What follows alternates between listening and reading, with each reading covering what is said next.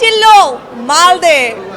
ওনাকে আর কোনোভাবে বাংলাদেশের পরিধিতে শুধু মানাচ্ছে না, ওনার যা লুক, যা ওনার স্টাইল, যা আদা, এটা মানে বলিউড হলিউডকে সঙ্গে টেক্কা দেওয়ার মতো এখন হয়ে গেছে। আপনারা নিজেরা দেখলেও বুঝতে পারবেন। আমি নিজেই তো ওনার নতুনভাবে প্রেমে পড়ে গেছি। ওনাকে একভাবে দেখে বড় হয়েছি ছোটকাল থেকে, এখন ওনাকে তুফানের পর থেকে, প্রিয়তমার পর থেকে দেখে আমি নতুনভাবে ওনার প্রেমে পড়ে গেছি।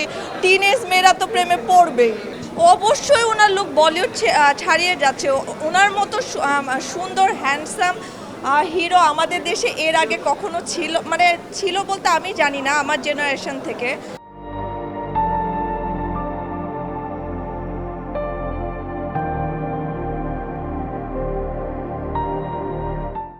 আমি দেখেছি ওনার যা লুক, যা স্টাইল, যা আদা, মানে পুরো বলিউডকে টক্কর দেওয়ার মতো। বাংলাদেশে ওনাকে আর মানে মানাচ্ছে না। তুফান থেকে ওনার লুক আমার অনেক বেশি ভালো লাগা শুরু করেছে।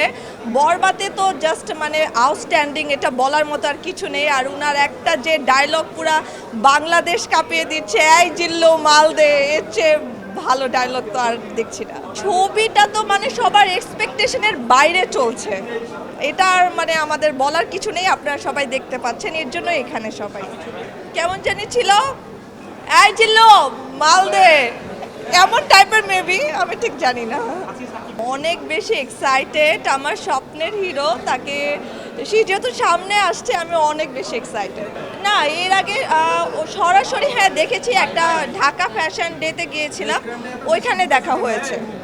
বরবাদ সব কিছু বরবাদ করে দিয়েছে। বরবাদ নিয়ে বলার মতো কিছু নেই। আমাদের মন, আমাদের চিন্তাধারা সব কিছু বরবাদ করে দিয়েছে।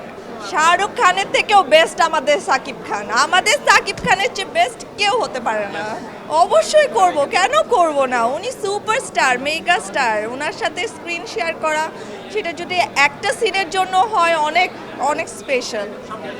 স্বপ্নের নায়ক বলে কথা।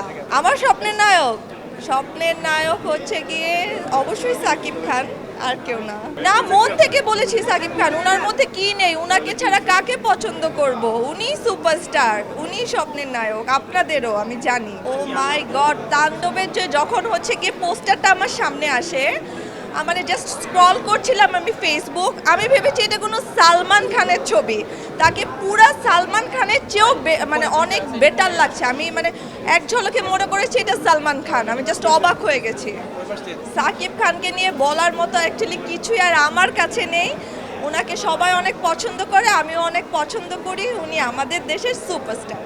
অবশ্যই রোমান্টিক ক্যারেক্টার করতে পছন্দ করতাম, যেহেতু আমি তার অনেক বড় ফ্যান। তাই আমি অ্যাকচুয়ালি কি বলবো, প্রপোজ তো ছেলেরা করে, প্রপোজটা কি মেয়েরা করে নাকি? সাকিব খানকে আমি এটাই বলবো যে আপনাকে আমি অনেক পছন্দ করি, আমি আপনার অনেক বড় ডাইহার্ট ফ্যান। এর চেয়ে বলার মতো আমি মনে হয় না আমার মুখে কিছু আসবে, কারণ সে যেহেতু আমার স্বপ্নের হিরো।